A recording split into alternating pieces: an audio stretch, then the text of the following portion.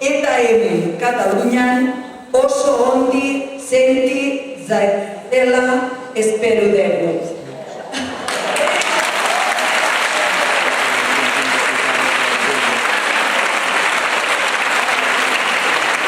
Bé, amb el biòleg va tenir un any, jo he tingut molt poc temps. A tot això vull dir, benvinguda Nelly, estem molt contents que puguis estar entre nosaltres en aquestes jornades pedagògiques. Volem que et sentis còmode a Catalunya. Benvingut. En estos momentos de mi vida me dedico a reflexionar sobre el sentido de la misma y los cambios necesarios en el sistema educativo y en la sociedad en general que conduzcan a una sociedad avanzada en lo humano y lo social y ajustado a lo económico. Me preocupa mucho el que los centros educativos estén actuando como si viviésemos todavía en una sociedad industrial, sin preparar al alumnado para los nuevos escenarios presentes y futuros. Buscar respuesta a las necesidades del alumnado para vivir humana y dignamente en los nuevos entornos. Així se'ns presenta Nelly Zaitegi, que ve del País Basc, que és directora de la revista digital Convives, vicepresidenta de Convives, inspectora d'Educació, directora d'Unicastola, membre de l'Observatori Estatal, membre del Consell d'Innovació Social i No Bàsquet, membre del Fòrum Europeu, etc., que ha publicat un munt ha estat escrivint molts articles, llibres, etc., tant de ciències, etc. Bé, si voleu saber més coses, ho tenim publicat a la web. Jo no m'allargaré més perquè tenim el temps molt just, donarem pas i queda una pregunta oberta, que a veure si la Nelly ens sabrà enfocar aquesta pregunta. Moltíssimes gràcies, Nelly, per haver vingut des del País.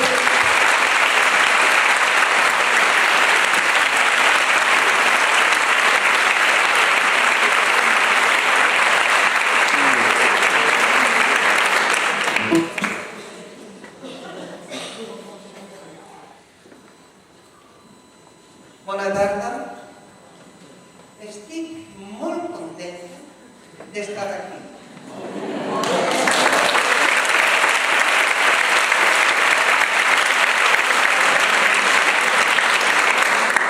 Amb mestres i entre mestres, perquè jo soc mestre.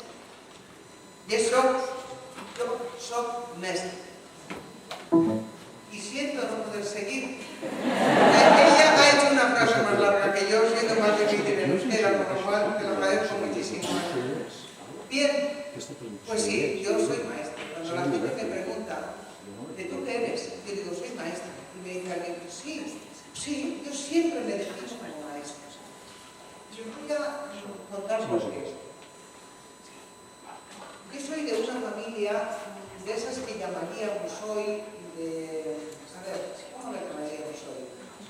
Donde no había un libro, donde el nivel cultural era muy bajo, vivía en un monte entre vacas, ovejas, berzas, patatas y puerros, que era lo que fundamentalmente comíamos.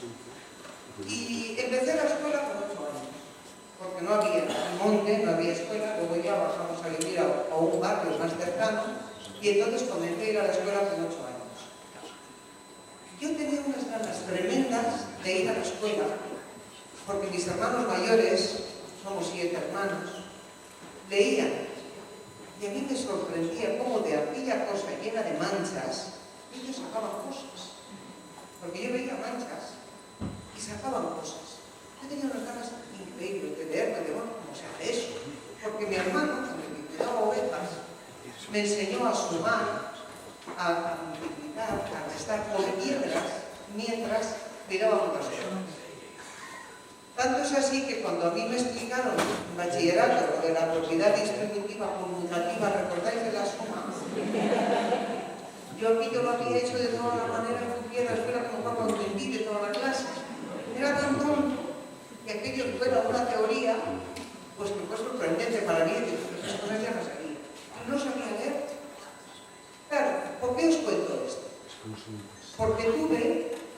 me encontré con la maestra. Y digo la maestra, ni siquiera mi maestra, porque éramos muchas, y era la maestra. En mi casa se hablaba de la maestra, y yo hablaba de la maestra. Claro, ¿qué pasó? ¿Por qué tengo yo por qué os cuento esto? Porque en mi vida la maestra fue un elemento determinante. Tan determinante como no estaría yo aquí si yo no hubiera tenido aquella maestra. Cuando yo empecé a la escuela tenía muchísimas ganas, es verdad, y una curiosidad increíble. Y a Dios gracias, como dice Ken Robinson, las escuelas matan la creatividad. Yo tuve la suerte de que he pasado siendo siempre bastante díscola y desobediente por los sitios, pero no me la consiguieron matar. Y todavía tengo una grandísima curiosidad que es una de las razones por las que estoy aquí. Y entonces aquella maestra, cuando yo comencé a la escuela, a los 10 años me presenté a ingresos primero por libre en el instituto. Pero ¿cómo llegué yo ahí? Porque ella un día apareció y yo la vi venir por el monte. Ya sabéis que la gente del campo manejamos muy bien los espacios y cuando un movimiento diferente, inmediatamente te das cuenta que algo pasa. Y yo veo venir a la maestra que sube por el monte. Y digo, ¿y esta dónde va? ¿Dónde va a estas horas por aquí? Y venía a hablar con mi padre. Y entonces le digo, esta chica, y digo la maestra, no mi maestra, porque fuimos muchas las chicas de aquel barrio, de aquella zona, con las que ella trabajó, no solo conmigo, y digo, esta chica tiene que estudiar. Y la respuesta de mi padre fue, las chicas hacen falta en casa, porque ya hacíamos de todo, de quesos, sacábamos los nabos, hacíamos de todo. Las chicas le hacen falta en casa y además, las chicas se casan, no se de bobadas. Y entonces la maestra le dijo, no, pero es que tiene que estudiar. Tiene que estudiar. Y claro, mi maestra mandaba mucho, mandaba mucho. De hecho, yo era creo que la única persona ante la que mi padre se ponía firme. O sea, mi padre la ponía firme. Mi padre ante ella, la tenía muchísimo respeto. Bueno, pues así fue. No teníamos dinero. Y entonces con ella, cuando acabábamos la escuela a las 5 de la tarde, se quedaba con un grupo y nos preparaba para hacer ingreso, primero, segundo, pero llegó tercero y se planteó un problema. Se fue otra vez al caserío a hablar con mi padre y le dice, tiene que ir al instituto. ¿Pero cómo va a ir al instituto? Y dice, es que yo no sé latín. Claro, en tercero había latín y ella no sabía latín. Y entonces digo, es que no sé latín. Entonces tiene que ir al instituto. Y yo me hacía 1 hora de camino hasta el tren, 3/4 de hora de tren para ir al único instituto público que había en Bilbao, en Unamuno, que sigue estando allí, para ir y venir a la mañana y por tanto de vuelta por la tarde para ir al instituto. Porque había algún colegio de monjas, pero mi padre nunca permitió que yo fuera a un colegio de monjas. No, eso lo tenía mucho más claro que se estudiaba uno para un colegio de monjas. Bien, entonces me tenía que ir al instituto y volver. Bien, por eso me gusta hablar de esto. Es verdad, luego fue una maestra, ella la habían desterrado de Navarra, porque ella era Navarra, pero la habían desterrado yo creo que pues porque era una mujer muy progresista. De hecho, yo que tengo 66 años, trabajábamos en la escuela en grupos de 6, en meses, de 6, en grupos. Hacíamos periódicos escolares, debates, metapensamiento. Cuando yo fui a la universidad y tuve lo del metapensamiento, esto es lo que hacemos ahora. Pero hacíamos metapensamiento. Claro, fue una suerte tener una maestra como aquella que nos enseñó a pensar y nos enseñó a desarrollarnos como personas para tener herramientas para. Fijaros, un dato curioso es que había una escuela, abajo estaban los chicos y arriba las chicas. De las chicas un porcentaje muy elevado, cuando aquello, pues, magisterio, que era lo que daba, enfermería, luego hemos tenido también generaciones posteriores, médicos, abogados, economistas, chicas. Curiosamente, los chicos del mismo barrio, nuestros hermanos, nunca pasaban de carpinteros, albañiles, o se iban a trabajar al puerto de Santurce, que estaba cerca, y hacían de cargadores. Fijaros qué curioso, una maestra. Yo creo que siempre quise ser maestra, supongo que porque todo lo que ella tenía era lo que a mí me faltaba. El gusto de leer, el deseo de aprender, Y a mí me parecía, y luego que yo también creo que había algo importante, y era que mandaba mucho. Y como yo alguna vez me dijo a alguien, tú has nacido para mandar, y tengo una nieta que yo le digo, has nacido para mandar, y mi hijo me dice, ¿a quién se parecerá, mamá? ¿A quién se parecerá? Pues yo creo que a lo mejor aquello del magisterio a mí me vino también porque aquella maestra nos mandaba. Y mi padre me ponía y decía, pues esto debe ser muy importante. Y siempre quise ser maestra, pero creo que fue el modelo de maestra que tuve lo que me hizo pues querer ser maestra. Bien, esto es un cuento, empiezo con la charla, ¿vale? Comenzamos. Bien, primera cuestión. Ser maestro, maestra, ser o estar. Ana me decía, hacer de maestro o ser maestro, ¿no? O ser maestra. Decía, ser o estar. O se puede ser y estar. ¿Cómo va esto? Vamos a ver si conseguimos que se pase. Allá tengo que... Bueno, primera cuestión. Estamos en un momento de crisis. Y la crisis en educación la podemos ver como un gran problema. Recortes, bueno, muchas historias, ¿no? Que no vamos a hablar de todas ellas. Pero es un problema. ¿Es un problema o es una oportunidad? O es un problema y una oportunidad, porque tampoco hay que ponerlo uno contra otro. Los chinos dicen que la palabra crisis y oportunidad deben ser como parecidas o lo mismo. Y entonces, a ver, una crisis es un momento donde las cosas se nos cambian, se nos mueven, y nos obliga a recolocarnos. Pasamos crisis en la vida. Mi padre, que era de Goya, como os he dicho, tenía un texto que decía, tropezar y no caer es adelantar terreno. Y yo eso siempre lo aplico a las crisis. Claro, las crisis en la pareja. Pues cuando las resuelves bien, pues las cosas se afianzan, se han avanzado en conocimiento mutuo, en ganas de continuar, pero si te caes en el camino, pues, ahora si no te caes. Fijaros bien, si vivimos en un momento de crisis, de que todo se nos mueve, parece que se nos mueve todo bajo la tierra, podemos decir, nos caemos, nos hundimos con esto, o repensamos esto para encontrar maneras de salir de ellas. En ese caso es una oportunidad. La oportunidad de decir, oiga, pero ¿esto qué sentido tiene?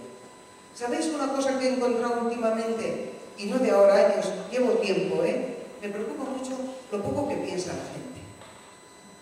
Y sobre todo, me duele mucho cuando es el profesorado. ¿Qué sentido tiene esto que estamos haciendo? ¿Para qué vale? ¿Cuál es el motivo? Mirad, me gusta mucho esto del rol. Estamos en cantidad de situaciones haciendo cosas que son el más absoluto sin sentido, pero obligatorio. Y todos vamos pañetes, ¿para qué después? Y esto no es que hay que hacer, es que lo mandan, es que el sentido.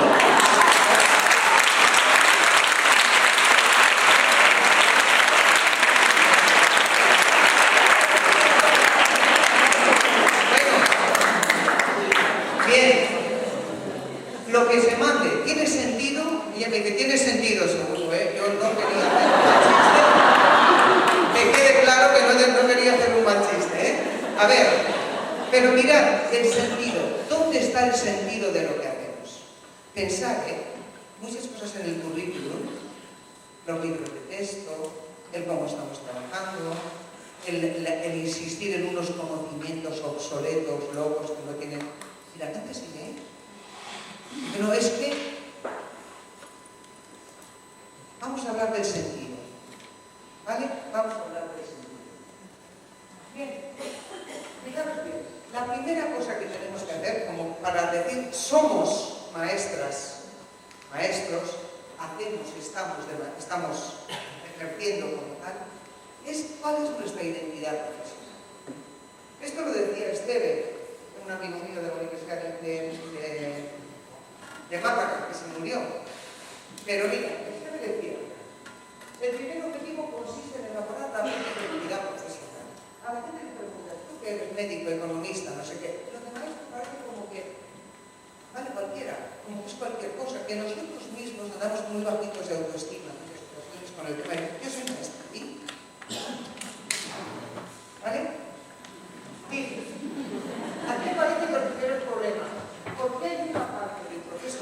una parte que no entiende el verdadero valor y sentido de su trabajo. Si yo no me creo que soy la que mi trabajo es importante, que tiene un sentido tremendo, que soy un elemento clave en el desarrollo de una sociedad, si yo no me lo creo, malamente voy a hacer que otros se lo crean. Malamente. Por lo tanto, los padres tenemos que defender lo que somos como nosotros y sacar pecho, ¿eh? Estoy yo, maestra. ¿Y? ¿Vale? Seguimos.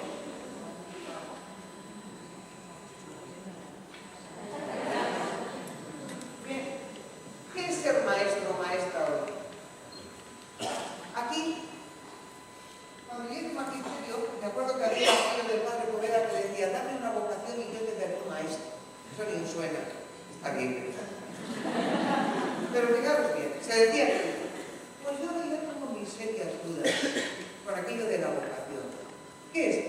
Profesionalidad, vocación. Dios que tenemos una llamada divina como para ir a la llamada del Señor, que se iban de monjas, el rayo, la llamada del Señor que se iban. También es magisterio y la llamada del Señor.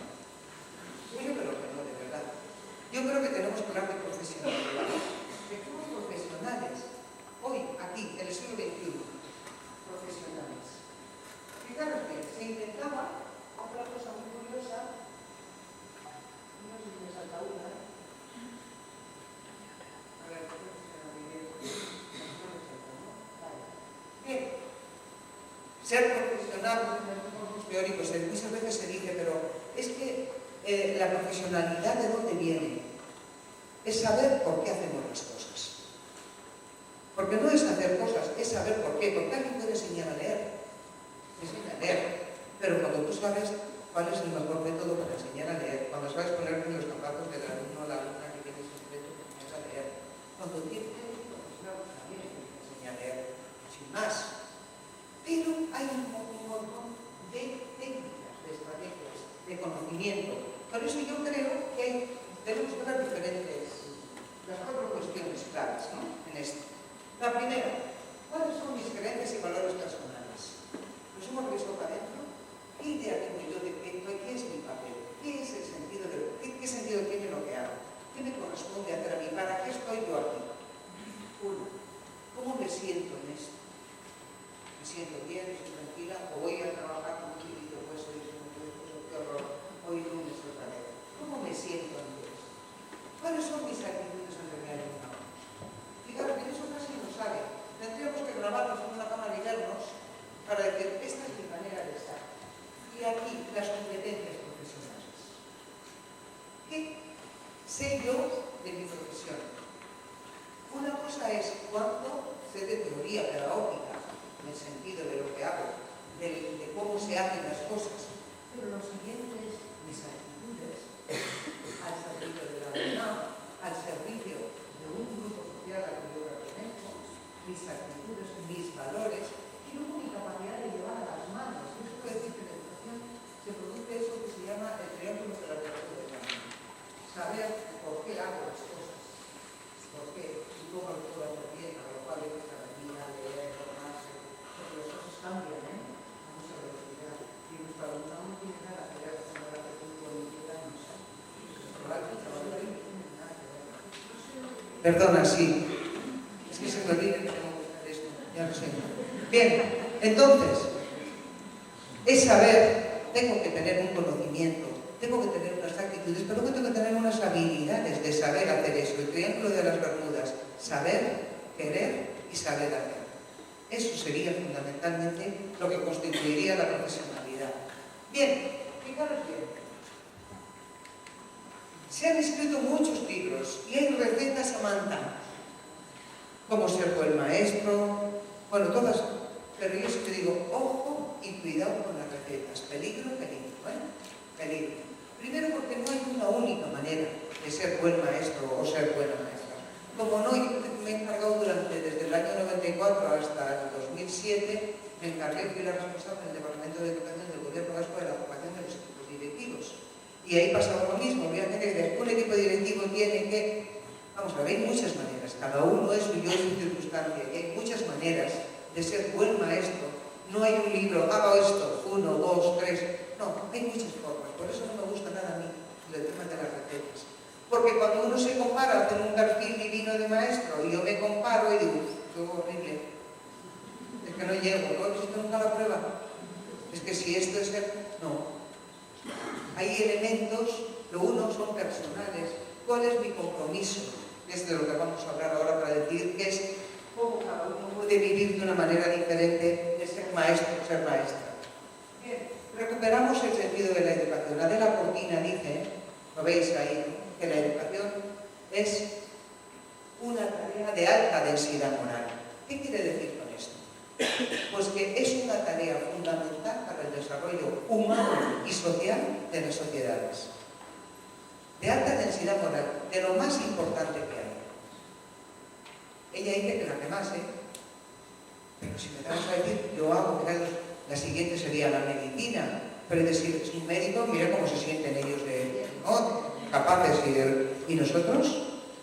La siguiente, es excelente maestro aquel que enseña lo poco. ¿Cuánto sabemos de esto ya, verdad? Que no hay que enseñar, sino hacer que la gente quiera aprender, prender la mecha de las ganas de saber. Eso sería mucho más importante. Hace nacer en el alumnado un deseo grande de aprender. Otra más, para que recuperemos. Enseñar a contar es bueno, pero enseñar lo que de verdad es bueno. Porque estamos dando valores a través de lo que hacemos. Yo fui directora de una ikastola pública y recuerdo cuando comenzamos a definir qué queríamos, cómo queríamos la escuela. Una cosa que yo dije, mira, nosotros no tenemos que ser ni el Opus, ni las monjas que eran los colegios que tenemos por allí, ni las monjas de no sé qué. No, nosotros no, pero sí tenemos que saber quiénes somos y para qué y a quién y al servicio de quién estamos. Pues estoy hablando del año 70. Y entonces nos decíamos, somos miembros del pueblo vasco, de la clase trabajadora. ¿Recordáis eso los mayores? Pero los jóvenes ni os suena. Pero bueno, decíamos todas aquellas cosas donde nos definíamos, estamos al servicio, queremos la cultura vasca, la lengua, tal, nos definíamos como tal. Pues de vez en cuando, ¿sabes? Es bueno decir, pero nosotros, ¿qué hacemos aquí? ¿Para qué estamos? Y como yo no creo que hay que hacer todos los días una declaración de principios, pero de vez en cuando sí que hay que pararse a hacer una declaración de principios. ¿Yo para qué estoy? ¿Y al servicio de quién y para qué? ¿No? Eso es importante. Y después otro elemento que educar no es llenar cabezas, eso ya lo sabéis, es posibilitar que las personas puedan gobernarse a sí mismas, hacer gente autónoma, capaz de transformar el mundo. Alguien decía, no se trata de enseñarles lo que quieren, lo decía Manuel Segura, tenemos que enseñarles a pensar, no lo que tienen que pensar. No sea que equivoquemos. Enseñar a pensar es una cosa y enseñar lo que tienen que pensar es otra, Bien, entonces, voy aquí. El compromiso docente. Aquí es donde yo entiendo que entra lo que es de verdad ser maestra, ser maestra. ¿Cómo me comprometo yo con esto que estoy haciendo?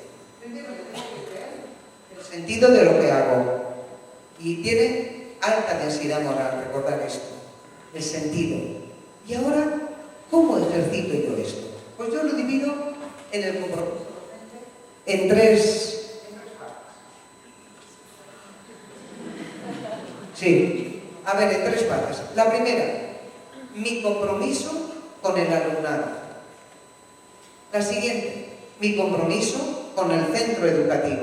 Porque yo no soy aquellos, recordáis cada maestro su librillo que se acabó. Hoy es, creo que Ibernón, creo que es de aquí, ¿lo conocéis?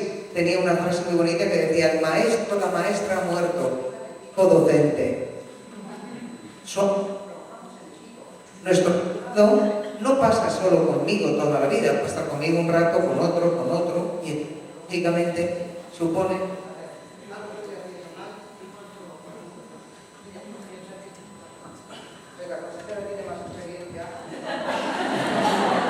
Bien, ahora...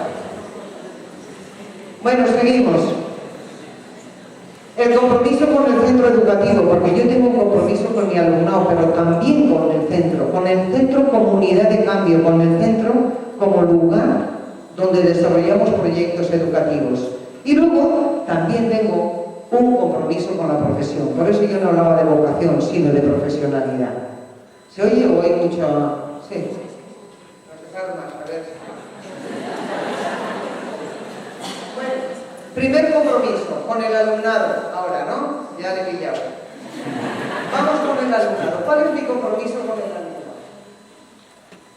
Fijaros bien. En este momento... A ver, sigo. Ahora. ¿Cuáles son las finalidades de la educación? Si yo tengo que tener un compromiso con mi alumnado, ¿para qué viene el alumnado a la escuela? ¿Qué es lo que yo tengo que ofertar a mi alumnado? Primera cuestión, me da igual el informe de Lors cuando habla de las finalidades de la educación, que cuando hablamos de Gardner y de las inteligencias múltiples, lo que dice la OMS en cuanto a habilidades para la vida. O sea, lo cojamos por donde lo cojamos, las finalidades de los sistemas educativos hoy, aquí, ahora, son una, que nuestro alumnado aprenda a ser, el aprender a ser de Delors o la inteligencia intrapersonal de Gardner, el aprender a ser, pero a ser ¿qué? Unas personas. ¿Eso no os decíamos los padres cuando vais a la escuela? A la escuela se va a aprender a ser buenas personas. Mi madre por lo menos me decía, no, que ahí te enseñarán cosas. Luego, para que vivas con unos diferentes, que los de que somos un poco raros. Y que vivas con otros. Claro, vivíamos en un monte todos, yo decía, vete con nosotros. Pero después también me decía aquello para que aprendas a ganarte la vida y tengas una profesión o tengas... ¿No? ¿Recordáis eso? Pues mirad, eso, que lo decía mi madre, una mujer de estudios primarios, es lo que aprendí a decir lo bonito y yo luego a la universidad, pero lo mismo. Mira, buenas personas que sepan quiénes son. El tema de la identidad es fundamental. Alguien dice, si no sabes dónde vas, que sepas de dónde vienes, por favor. ¿Quién eres? La identidad. Siguiente, la dignidad. Que nuestros chicos y chicas, pero fijaros bien que esto que se dice así, luego implica una práctica pedagógica también concreta, Es la dignidad de cada alumno y cada alumna. La autonomía, hagamos gente autónoma, capaz de resolver sus problemas, de resolver sus conflictos, de gestionarse bien a sí mismo. El tema de la resiliencia, los blandiblues de algunas generaciones que ha habido. Sí, hay unas generaciones por ahí que andan por los 30 y tantos, 40, que somos gente blandiblues, hicimos ahí alguna avería. Tienen muy poca resiliencia. Y yo no creo en el esfuerzo como eso dice, no, esto con el esfuerzo está arreglado. No, la resiliencia es otra cosa. La resiliencia es la capacidad de gestionarse, de resolver bien los problemas que uno tiene y echar callo, echar músculo para enfrentar otras dificultades mayores. Pero todo eso tenemos que hablar. Tenemos que hablar del sentido crítico, que no es lo que nos cuentan y como nos cuentan, que detrás de esto hay más cosas, hay que saber leer entre líneas. Y nuestro alumno tiene que saber leer y tiene que entender, saber leer muy bien las situaciones y lo que hay. Y por supuesto todo el tema de valores, vamos a hablar de eso. Después, buenos ciudadanos y ciudadanas. El aprender a convivir. Otra finalidad de la educación, el compromiso con mi alumnado. Interacciones positivas, cómo me relaciono con mis chicos y chicas y cómo se relacionan entre sí. El abordaje de conflictos sin violencia. Bueno, aquí tenéis muchas cosas de años, de mediación y de otras muchas cosas, ¿no? Pero el abordaje de conflictos sin ningún tipo de violencia, eliminando todas las relaciones de dominio y sumisión. ¿Todo eso dónde está? La igualdad de género. ¿Cómo se trabaja? Yo hice un estudio para Emakunde hace unos años, en el 95, y era muy curioso, quienes más transmitían los estereotipos de género eran las madres y las maestras de infantil. En un estudio que hicimos. Y inmediatamente mandamos a las escuelas y digo, ojo, fijaros bien, porque en los roles, en los papeles que ponemos, en no sé qué estamos transmitiendo unos estereotipos de género. Y luego el pensamiento crítico y el pensamiento complejo. ¿Recordáis cuando os decían que las cosas eran causa y efecto? Aquel era un pensamiento lineal. Y venían las programaciones, había que decir causa y efecto. Pues mirad, hoy una causa tiene cientos de efectos. Tiene lo de serendipity, ¿verdad? Que te aparece algo que ni esperabas. Y un efecto se debe a algo que pasa a múltiples causas. No se debe ya, no es tan esto y ocurre lo siguiente, ¿no? Eso es lo que se habéis leído de Dan Mogen en el libro que se llama de la complejidad, si lo habéis leído. Hacemos un pensamiento en 360 grados, eso lo tenemos que saber. como trabajamos en nuestra clase. Eso es la complejidad. La participación y la corresponsabilidad. Si queremos hacer ciudadanos y ciudadanas, ¿qué pasa? Que en la escuela son obedientes, sumisos, encantadores, divinos de la muerte, y cuando salen de la escuela de repente son ciudadanos que saben pensar, que son críticos, que no sé qué. Pues mirad, de eso nada. A pensar se aprende pensando, a participar participando, y a ser ciudadano y ciudadana se aprende ejerciendo de tal. Y la escuela tiene que ser un lugar para eso. Yo ya sé que es más cómodo tener niños obedientes, pero mirad una cosa, niños y niñas obedientes mañana saldrán y alguien estarán esperando que alguien les diga qué tienen que consumir, qué tienen que pensar, a quién tienen que votar. Si no empiezan, el criterio se empieza desde abajo, de múltiples formas y maneras de ver. Bien, de ahí viene el aprender a convivir y actuar en el ámbito público. Para ser ciudadano hay que saber actuar en el ámbito público. El lenguaje es fundamental, saber hablar. Que echen mítines si quieren, que me da igual, pero que hablen. Que sean capaces de exponer lo que piensan. Que tengan un vocabulario rico. Que sean capaces de hablar ante los demás. Con un micrófono desde pequeñitos. Bien, y lo último son los buenos profesionales. Porque no nos podemos quedar muy bien buenas personas, estupendísimo. Si educáramos buenas personas, muchos de los problemas que estamos leyendo en la prensa no los tendríamos, ¿verdad?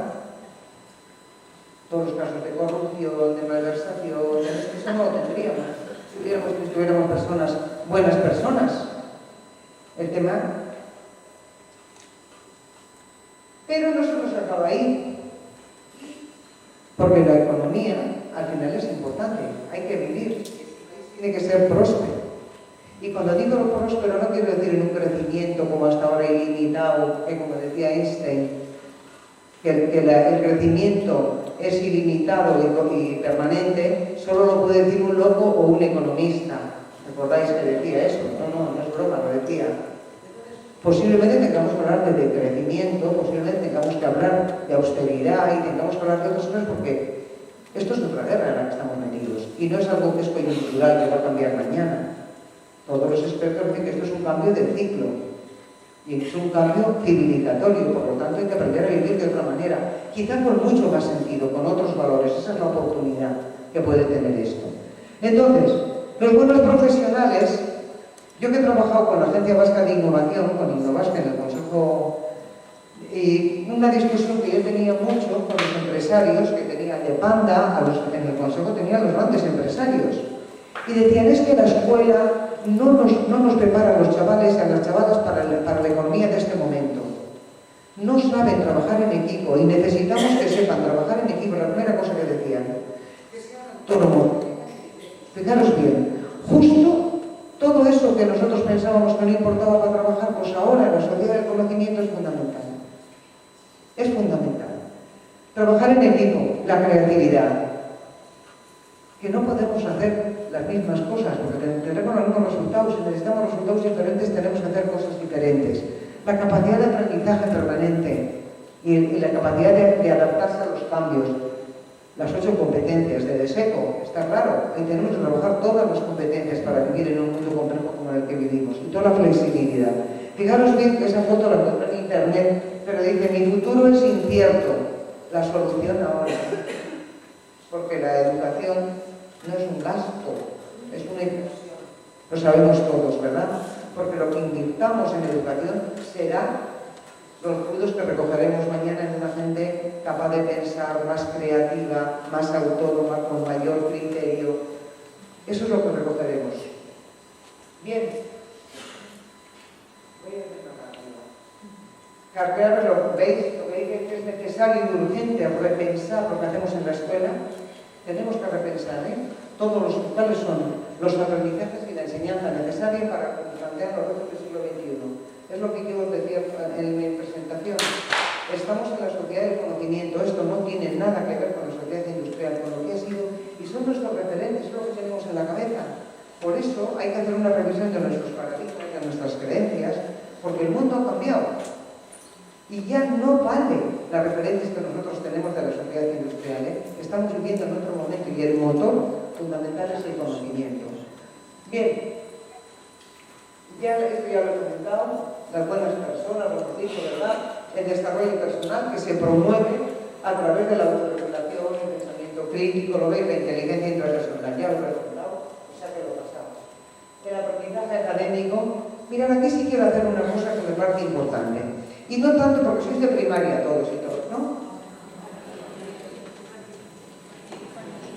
Infantil y primaria, eso fue de secundaria, eso quería decir. Perdón, las de infantil, que pobres. Yo fui maestra de infantil y parece que luego no existes. No, bien, sois infantil y primaria, no hay de secundaria. Esto no pasa tanto en infantil y en primaria. Yo tengo un buen recuerdo, bueno, desde la inspección, siempre me encantaban los centros las clases de infantil, porque todavía en las clases de infantil hay una de creatividad, de desarrollo personal, todo esto se hace en infantil. Y te da un gusto estar en infantil, mira que bien, oye, la foto de tu padre allí, sus nombres por todos los lados, sus dibujos, el sentido. Poco a poco es curioso, se va perdiendo según se sube, y llegas a un instituto y sabes que es un instituto porque hay mesas y sillas, pero en la pared ya no hay nada más. Y dices, ¿aquí quién vive? No está la vida, no. Últimamente en Asturias, que estoy yendo mucho, hay institutos donde ya se ven trabajos del alumnado y digo, bueno, menos mal, empieza a haber vida. Uno no sabe qué es lo que hay allí dentro, ¿no? Bien. El tema del aprendizaje. Mirad, ¿a qué habéis estudiado aquello? Pues me imagino que Xavier también en la universidad, no sé si seguís estudiando, o por lo menos estudiado aquello del proceso de enseñanza y aprendizaje. Y se hablaba así, como una raya al medio, proceso de enseñanza y aprendizaje. ¿Sí? ¿Os suena eso? Eso es una mentira. Una mentira como una casa. Y os voy a decir por qué. Sí, porque todavía hay... Es que esto, en secundaria no se me enfada porque se agarran unos rebotes cuando lo cuento, pero yo me he encontrado con alguna vez con un profesor que en una cosa así, pues después eso, levantó la mano y dijo, pues bueno, yo soy de esos de los que suspende al 80% del alumnado. Y le dije, pues no, pues igual habría que pagarte el 20% de lo que produces. Y claro, se me quedó...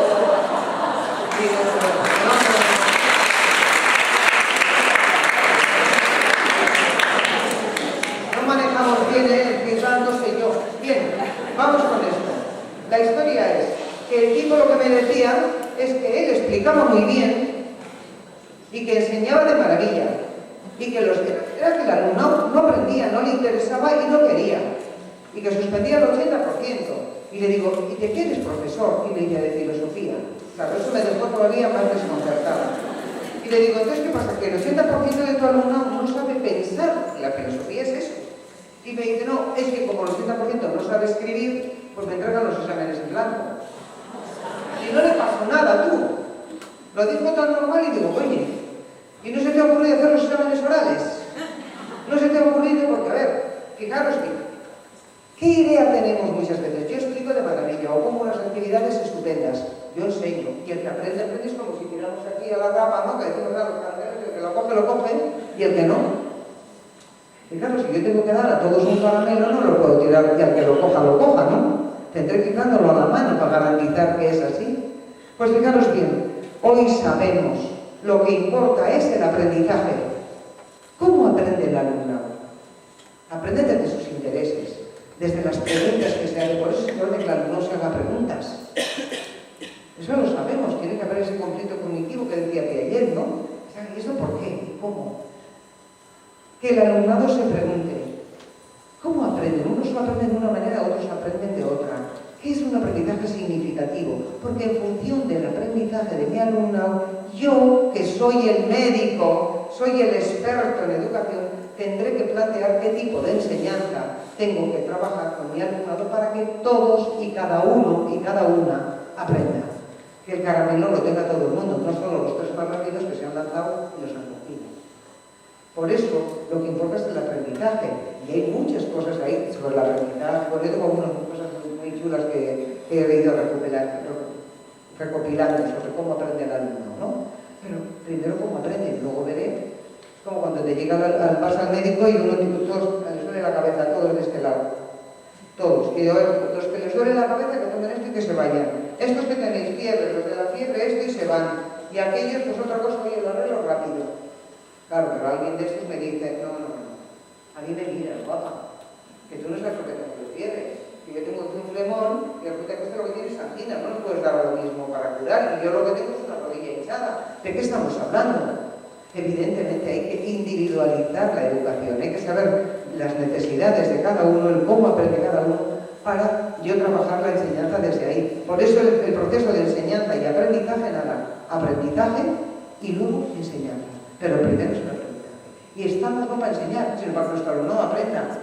Porque eso es lo que lo justificaba aquel que decía, no, si yo sueño muy bien, pero suspendo el 80%. Pues no. ¿Cómo aprenden todos? Y yo pongo los medios para que todo el mundo salga de ahí con su caramelo, o con la parte que les corresponde, ¿no? Bien, eso por una parte. Y luego el tema de los valores. El tema de los valores es un tema muy importante. Cuando hablamos de identidad, cuando hablamos de sentido, cuando hablamos de sentido crítico, cuando hablamos de justicia, de solidaridad, oye, ¿esto qué la define? Yo cuando estaba en la inspección que me leía los proyectos educativos, algunos leías y pues ese poema pedagógico de Macario. O sea, eso tiene una cosa preciosa, con todo lo humano y divino. Ibas al centro y decías, ¿y esto? Y dices, no, ¿quién ha escrito esto? Había hecho pedagogía y sabía, precioso, pero no tenía nada que ver con la vida del centro. Pues mirad, con los valores pasa, se nos llenan muchas veces, por desgracia, me recuerda, y con perdón de los políticos, o sea que no me quiero meter con nadie, pero muchas veces me recuerda ese lenguaje bien políticamente correcto, donde todo y todos estamos bien diciendo, sí, políticamente está muy bien, es muy correcto, pero en la práctica eso, ¿en qué se convierte? Pues bien, el tema de los valores muchas veces ocurre algo parecido. El desarrollo moral de nuestro alumnado, y ahí tenéis a Colbert cuando habla del desarrollo moral, todos los estadios, ¿no? Tenemos los dilemas morales actuales, así de cosas. Si les decís a los chicos y chicas que traigan qué cosas pasan por el mundo, aparecen detrás de cada una de ellas dilemas morales. ¿Es justo que el 1% de la población tenga tanto? ¿Es justo que? ¿Es solidario esto?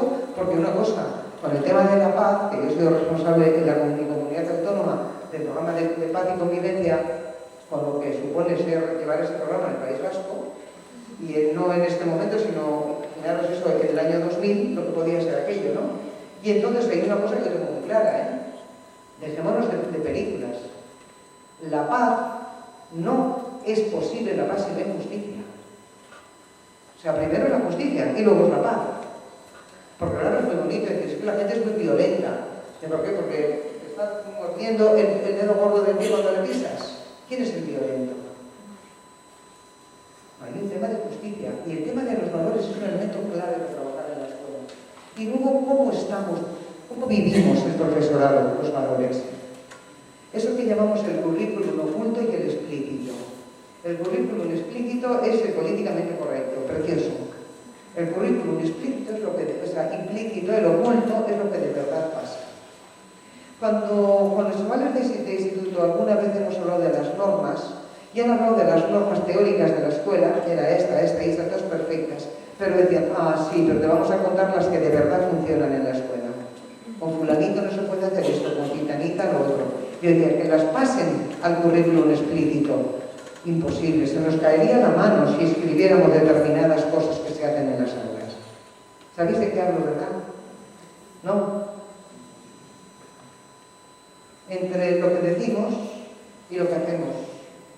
Y el tema de los valores, porque una cosa, para esto no hace falta hablar, los valores se aprenden, se contagian por ósmosis, se viven, no se predican.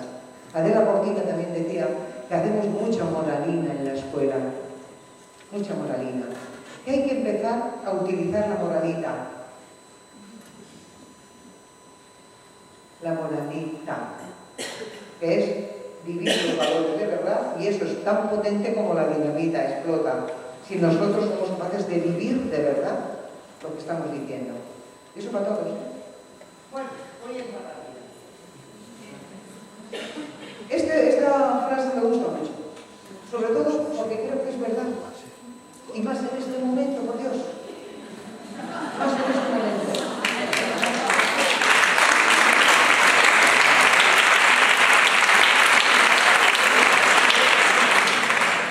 Mirad, no hay reforma que pueda hacer sin que el profesorado quiera. Fulham, que es uno de los grandes expertos en cambio, un canadiense, siempre habla del cambio en los centros educativos y dice que desde el cambio tiene que surgir de la gente, de la necesidad de mejorar lo que está haciendo, de transformarlo, de avanzar. Ese es el cambio que va a perdurar y que tiene desde arriba. Se puede de alguna manera empujar, generar cierta tensión para generar cambios, pero los cambios que permanecen son los que salen de abajo. Ninguna ley cambia nada si el profesorado no quiere. Fijaros las leyes que llevamos, ¿eh? Lo malo es que nos convertimos en unos cínicos, y esto ya lo digo a ejemplo personal. Sí, hemos desarrollado un cinismo impresionante. Llega una ley y decimos, bueno, como no es en la que yo creo o no es en la que esté pasando, ya llegará otra, y llega la siguiente, y entonces a ver lo que está ocurriendo, que esto se está convirtiendo en una cosa loca, donde ya no hay normas, ya no hay nada, porque nadie... Hemos perdido como a base de tanta ley, pues las hemos desvalorado, las hemos devaluado, por decir de alguna manera. Pero fijaros bien una cosa, para que algo pase, algo cambie, tiene que cambiar dentro del aula, y si no queremos que cambie dentro del aula, no cambiará. Por lo tanto, la acción de un profesor tiene consecuencias directas e inmediatas más importantes que las que puede decir un ministro en un despacho, ¿eh? Y más que todas las leyes, porque podremos hacer, tenemos además una capacidad y hemos desarrollado en ese cinismo, y eso... consejera, aquí que sepas. Hemos desarrollado un cinismo, no, pero es verdad, es como que nos hemos vacunado. Hemos desarrollado un cinismo increíble de capacidad de maquillaje. No sabéis cómo nos maquillamos. ¿Qué hay que hacer esto? Hacemos como que. Nos quitamos el ojo, el rímel, y hacemos como que. ¿Qué ahora hay que hacer? No sé qué, me maquillo. Nos maquillamos terriblemente y entonces, claro, yo he sido inspectora muchos años y he visto maquillajes todos los del mundo. He llegado a decir, ay mira, no perdéis el tiempo, ya déjalo, no veis nada. Si no os sirve a vosotros para mejorar, para que el plan anual no os sirve para que tengáis claro dónde estáis, dónde queréis ir, qué cosas proponéis para este año, cómo os vais a organizar, perdón, no perdéis el tiempo, hombre, dedicaros a los chavalas. ¿Cuántas cosas se hacen para que cuando me la pidan la tengan y luego duermen el sueño de los justos llenos de polvo? Ya.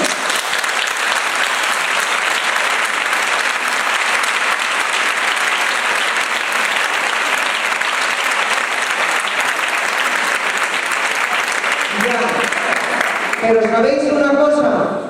Esos documentos hacen falta. Claro. ¿Y sabéis por qué? Porque tenemos que organizar la vida del centro. Entonces lo que ocurre es que tenemos que hacer documentos que entendamos que son válidos para nosotras, para el funcionamiento del centro. Cuando yo me hago una planificación de por dónde voy a ir, no lo hago porque alguien me lo va a pedir, lo hago porque tengo que saber. Cuando yo organizo un viaje, no lo hago porque nadie me lo va a pedir, quiero saber qué etapas voy a hacer, cómo voy a andar. Y los elementos de planificación, un proyecto educativo es fundamental en un centro. Un plan anual fundamental. Claro, pero si no hacemos un plan anual, de verdad, nos maquillamos y hacemos uno que va. Un plan de convivencia, fundamental un plan de convivencia. ¿Qué vamos a trabajar este año para estar todos mejor en la escuela? Cosas sencillitas, pero es que un plan de convivencia es un folio. Y un plan anual son como mucho 10 folios. Y un proyecto educativo como mucho otros 10. Ahora eso sí, copiamos, hacemos unos tochos así y sabéis que hay una ley que dice que cuando el grosor del proyecto es inversamente proporcional a sus posibilidades de cumplimiento. ¿Sabíais eso? Pues apuntadlo. Claro.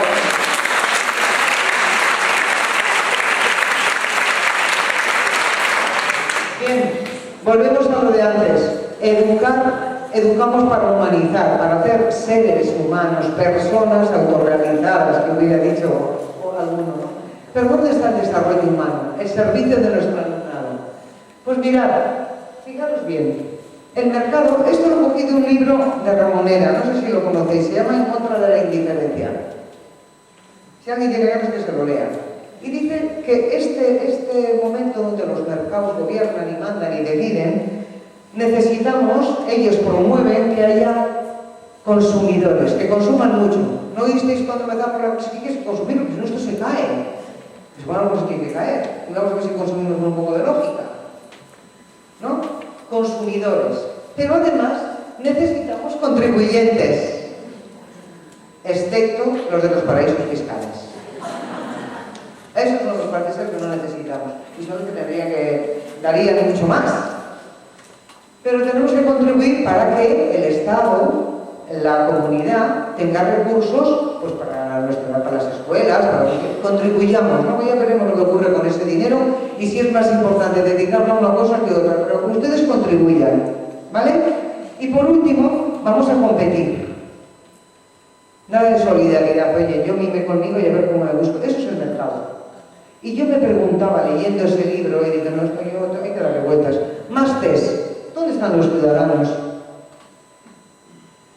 La ciudadanía. ¿Dónde están la competencia, que no competitivo, sino competente? Competente para regularse, competente para participar en lo público, competente para trabajar. ¿Dónde están los críticos? Mirad las TCs que faltaban. Ellos se quedan en 3, vamos a poner más. Los capaces de gestionarse y con valores sólidos, porque muchas de las cosas que nos pasan son porque los valores se han hecho para maquillarse y no para vivirlos. Y entonces nos han pasado las cosas que nos pasan, ¿no? Bueno, ¿cómo es nuestro alumnado? ¿Cómo aprende? Esta es la síntesis. Mirad, cada una y cada uno de nosotros somos los garantes de la educación de todos y cada uno de nuestros chicos y chicas. Va en el sueldo. A mí me pagan, de verdad, porque tengo que garantizar el derecho a una buena educación y no a sucedáneos de mis alumnos y alumnas. Me pagan para eso. Esa es, porque yo soy parte de esa administración. Y mi responsabilidad, luego hay muchas responsabilidades, pero nuestra responsabilidad como docentes es garantizar el derecho a una buena educación. ¿Vale? Otro cuadro para pensar. Cuando hablamos de qué hacemos en la escuela, fijaros bien. Este es uno de Torres, que se lo copié en internet y me gustó. Los cambios en los climas dominantes en las aulas. Fijaros estas. Mirad aquí. Disciplina, obediencia, esfuerzo, orden, respeto jerárquico. ¿Os suena? Esa fue la escuela en la que yo me eduqué.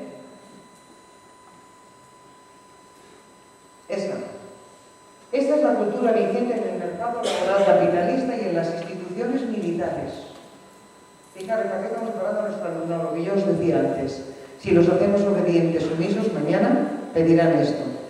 La democracia, el diálogo, el respeto, la solidaridad, la cooperación, es la cultura vigente en las instituciones y sociedades y espacios democráticos. ¿Para qué preparamos a nuestro alumnado? ¿Cuándo hablan? ¿Cuándo participan? ¿Cuándo? Por ejemplo, todo el tema de aprendizaje-servicio, que lo tenéis aquí muy bonito en Cataluña. Todo eso que es trabajar con la solidaridad, la cooperación. Pero que cooperar no hay que irse a Latinoamérica. Hacer cooperación, hay que cooperar con el de al lado. Bien. Aquí es lo que os decía. Enseñar a pensar no lo que tienen que pensar. Y que cada criatura encuentre sus elementos. Hay un libro muy bonito de Ken Robinson. Lo conocéis, ¿verdad? Porque lo habéis visto en la tele, las escuelas matan la creatividad y todo eso. Pues esto me tiene un libro muy interesante que todo maestro y maestra debiera leerse, se llama El Elemento. Y lo que viene a decir es que cada uno de nosotros tenemos que encontrar el elemento. Cada uno de nuestros alumnos tiene que encontrar el elemento. También lo dice Pérez Esclavín en unos cursos que os he dejado sobre pedagogías educativas. Que no sé si cómo os estarán llegar, os mandé unas cosas de pedagogías educativas de Pérez Esclavín, y una de ellas es la pedagogía del éxito, que viene a decir lo mismo que dice Ken Robinson, solo que mucho antes y no es inglés ni nada. O sea, ni tiene ningún ni está en TED ni en esas cosas. Pero siempre venía a decir que cada persona tiene sus talentos, sus propios talentos, que el tema está en encontrarlos, en saber para qué vale cada uno, encontrar qué es lo que le gusta, dónde está. Eso es lo que Ted Robinson llama el elemento, que cada uno encuentre su elemento, para empezar nosotros. Bien, pero esto me gustó, mirad, esto me gustó mucho, porque ¿sabes al servicio de quién? Pues resulta que le conozco a la maestra. Es una maestra de Ceuta. Porque estuve llevando allí los contratos de programa y fui mucho Y hicieron unas cuantas manifestaciones, pues cuando llegó el PP, que les echaron a todo, por eso montó una parda allí, y entonces salieron y encontré esta foto y dije yo, esta es preciosa, soy peligrosa, educo. Pues sí, señores, no hay nada más peligroso que la gente que sabe pensar. Si somos capaces de hacer que nuestro alumnado sepa pensar, tener criterio, ser reflexivo, tomar decisiones y ser autónomo, estaremos transformando el mundo. Lo estaremos cambiando. Por eso para nosotros podemos ser peligrosos. Yo siempre digo también que la escuela tiene que ser contracultura. No podemos repetir que la escuela sea como. Tiene también, la escuela tiene que educar en otros valores. Otro mundo es posible, eso se tiene que ver desde la escuela. Esos son los valores. ¿De acuerdo? Bueno, voy a pasar esto. El segundo compromiso con el centro educativo. Voy a ir rápido, ¿eh? Los centros educativos aprenden para todos sus individuos, todos los miembros. Piensan juntos, piensan juntos, reflexionan, se hacen preguntas, encuentran caminos para moverse, individual y colectivamente. Esto lo dice Peter Senge en la quinta disciplina. Bien, necesitamos una frase de Tedes. Necesitamos escuelas flexibles, capaces de pensar, de hacerse preguntas. Estamos en todas estas cosas. ¿Ves? Escuelas flexiblemente con capacidad de transformación permanente. Mirad, una cosa que os va a ocurrir es que nunca nos podemos parar en la educación. Porque este mundo anda, sigue, ya lo tengo. Como te pares un momento ya te se da.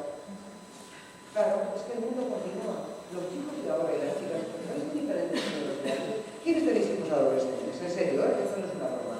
¿Quiénes tenéis hijos adolescentes? ¿Les habéis visto? Están trabajando una cosa en el ordenador, a la vez tuitean, uno con la tele, hablan contigo, ¿los habéis visto? Hacen 4 cosas y 5 a la vez, y las están haciendo. Están mejorando la especie. Eso antes solo lo hacíamos las mujeres.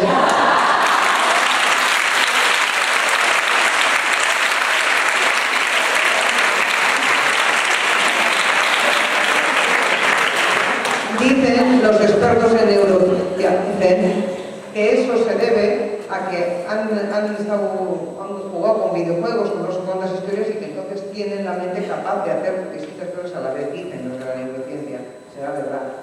Pero lo cierto es que no tienen nada que ver. Y luego tú pretendes encandilarle, sobre todo yo con los profesores de secundaria, pretenden encandilarles con un encerado rojo y una tiza blanca. A ver, no entiendes que estos críos tienen una cabeza totalmente diferente, que están en... Entonces, claro, eso cambia y mañana seguirán cambiando y serán de otra manera y aprenderán de otra forma. Que pretendamos que aprendan cosas de memoria. Cuando hoy te preguntas cualquier cosa, te sacan el iPod o es igual con un Samsung que tengo yo y pones no sé cuál, y en el momento tienes la información allí. Cómo se cogen la información, enseñarles a buscar la información, la significativa, y que con ella construyen un conocimiento, si no mal vas. Bueno, no sé cómo puedo decir, porque no mirar alrededor. Bien, por eso con el centro, veis lo que os he dicho antes, el cómo. Necesitamos un proyecto educativo, pero bien hecho y con sentido, no para la inspección, de malos. Si solo lo hacéis para la inspección, no lo hagáis. Pero es que hay que hacerlo, porque os hace falta a vosotras descubrir por qué os hace falta. Ahora, si solo lo hacéis para la inspección, no perdéis el tiempo, Planes de mejora. Si la mejora es infinita, cada año habrá que ver este año en qué vamos a mejorar. Abierto al cambio, con una participación crítica, trabajo en equipo y de una manera corresponsable. Esto no es un tema del equipo directivo, de los 3 amigos del equipo directivo. Bueno. ¿Cuántos sois equipos directivos?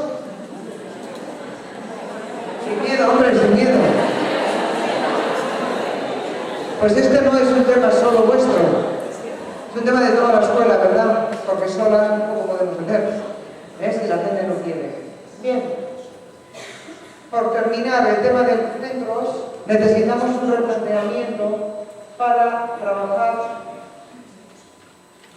Tenemos que repensar cuánto y cómo tenemos.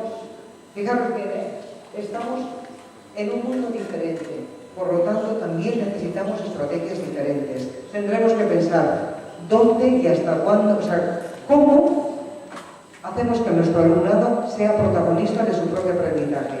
¿Cómo damos protagonismo, la voz al alumnado? ¿Cuál es nuestro rol docente? ¿En qué consiste hoy ser maestro? Os he dejado un decálogo y yo una vez, de vez en cuando, me daban estas cosas de sentarme y mirar para adentro y decir, ¿qué es ser maestra? Y hay dos que las tenéis por ahí, ¿eh? ¿Las han metido en las carpetas? No. No, a algún sitio. Donde tengo una del año 98 de ser maestra. Y yo me pensaba a mí, ¿qué es? ¿Por qué soy maestra? ¿Qué es ser maestra? Al año siguiente hacía otro. Y cuando trabajo ahora con alumnos y alumnas que empiezan, los que están en prácticas o cuando acaban y aprueban las oposiciones, se los suelo dar y decir, toma, pero esto no es para que lo leas, es para que hagas el tuyo. Porque una vez en cuando tiene que mirarse, pero y una de las cosas que yo tengo escrita en esta será, yo soy el entrenador de mis alumnos. Yo no aprendo, ellos aprenden, y aprenderé a hacerlo mejor. Pero yo les entreno. Los que tienen que aprender, los que van a salir a jugar al campo, como el Guardiola, vuestro hombre. O sea, él no salía al campo, preparaba a la gente para que diera lo mejor de sí en el campo. Porque nosotros somos unos guardiolitas. Preparamos a nuestro alumnado para que salga a la vida y tenga éxito y meta todos los goles del mundo y sea feliz y esté contento con su cuerpo. Les preparamos para eso, les entrenamos. Esa es la función docente. Y luego el trabajo en equipo. ¿Cuánto tiempo y cómo trabajamos en equipo? Los tiempos. El tema de los tiempos de las escuelas. ¿Cómo los tenemos montados? Vale, te dejo. Dejadme que termine con esto. No voy a seguirlo. El compromiso con la profesión, yo aquí te voy a deciros que tenemos que seguir aprendiendo, que tenemos que seguir formándonos continuamente, ¿vale? Que esto no se acaba con llegar a la escuela, que muchas veces entendemos que es eso. La formación docente, pensad en la reflexión sobre lo que hacemos, que penséis cada día, esto que hacemos, ¿qué conseguimos? ¿Qué tendríamos que hacer para mejorar esto, para conseguir otra cosa? Si hacemos lo que seguimos, si seguimos haciendo lo que hacemos, tendremos los resultados que tenemos, ¿vale? Bien, no voy a seguir con esto, ya lo tendréis por ahí de todas las maneras. Y luego todas las competencias, que son las de Terrenón, no son mías, o sea, están cogidas de las competencias de Terrenón, que es ser un profesional de la educación. Hoy hace falta esas competencias. 10 competencias que, como me imagino que pondrán las presentaciones en algún sitio, las tenéis. Bien, y quiero terminar solo con esto, a ver si soy capaz. Digo, si me hace caso aquello, o es un boicot. Bueno, a ver, sigo, Bueno, esto es de Frenet. Yo fui una maestra frenetiana que es de la educación para el trabajo, ya sé que tú también. La educación para el trabajo, la asamblea, la imprenta en clase, aquellas cosas que hacíamos. Y por eso me gusta mucho Frenet. Y os tenía una frase de ahí. Luego lo termino con un cuento y nos vamos. Perdona, Bien. Este es un cuento de los derviches, ¿conocéis? Señores que dan vueltas, son unos místicos musulmanes, mal vistos por los musulmanes, por cierto, porque como esas cosas pasan en todas las familias, en ellos también. Entonces, este es un cuento que se llama La mariposa azul. Y dice que estas son esas mariposas chiquitinas, que salen como por mayo, por lo menos ahí salen por mayo, son muy chiquitinas, un poquito blancas. Bueno, ¿veis, no? Ah, está ya, eso es. Bien. Pues una vez en un pueblo había una mujer, un pueblo imaginario, un monte, blanco, sus higueras, sus pozos, allí. Había una mujer a la que todo el pueblo le daba la consideraba una sabia. Porque cuando había problemas, siempre encontraba la manera de resolverlo. A ver, ¿qué podemos hacer con esto? Cómo incluso las trifulcas familiares mediaba. Y entonces era una mujer que todo el mundo decía que era la sabia. Mujer con mucho prestigio en el pueblo. Pero hay dos niñas. Y una le dice una a la otra, oye, ¿tú crees que esta será tan sabia como dicen? Se hacía preguntas.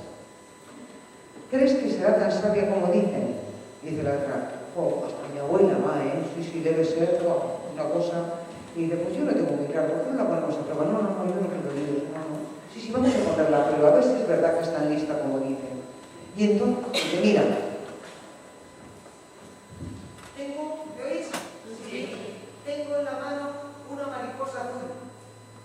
Vamos a ir y le vamos a preguntar, ¿esta mariposa está viva o está muerta?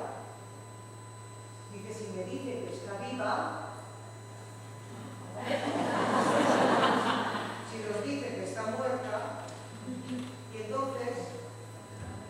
La otra, que ve que la van a pillar, dice, bueno, vamos. Y se van donde la sabia, las dos con la mano. Esto y le preguntan, hola, hombre, dos chicas, ¿qué tal, preciosas? ¿Cómo por aquí? Venimos a hacerte una visita. ¡Ay, qué bien! Encantada, hombre, dos niños me ven a una visita. Y además es que tenemos una pregunta. Bueno, demasiado. Y encima venís con una pregunta. Pero qué suerte, qué bien. Bueno, contarme cuál es la pregunta. Pues mira, tengo una mariposa en la mano. Queremos que nos digas si está viva o está muerta. La mujer las mira con un cariño infinito, las sonríe y les dice, de ti depende, está en tus manos.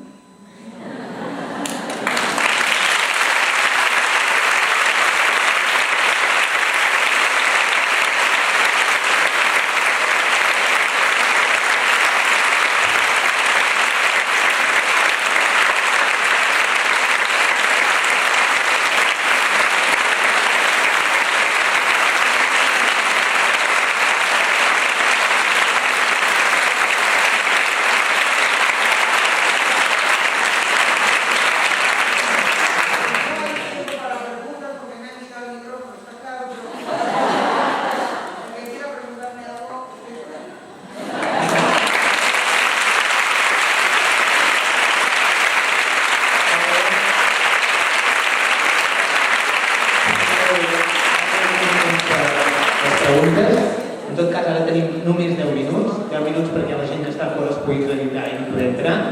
10 minuts per posar la nit a vosaltres i 10 minuts perquè es preparin els ponents de la taula rodona. D'acord?